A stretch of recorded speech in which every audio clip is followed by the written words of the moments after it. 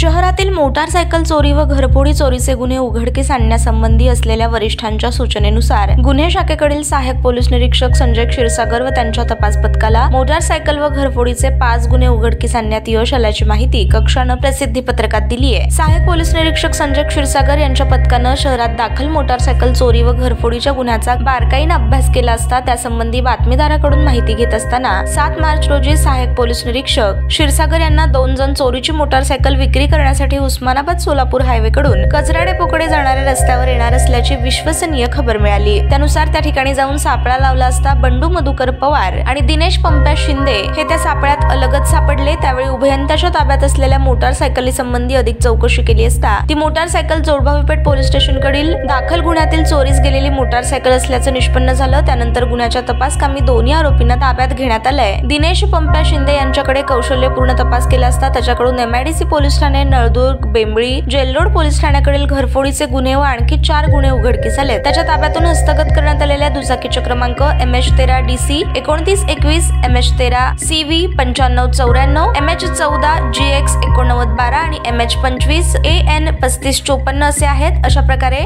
गुन्हे शाखेकडील सहाय्यक पोलीस निरीक्षक संजय क्षीरसागर व त्यांच्या तपास पथकानं उत्कृष्ट कामगिरी करून 4 मोटारसायकल चोरी 1 घरफोडी व असे एकूण 5 गुन्हे उघडकीस आणून 2,35,000 रुपये किमतीचा मुद्देमाल हस्तगत केलाय। ताज्या बातम्या पाहण्यासाठी प्राईम महाराष्ट्र न्यूज चॅनलला सबस्क्राईब करा।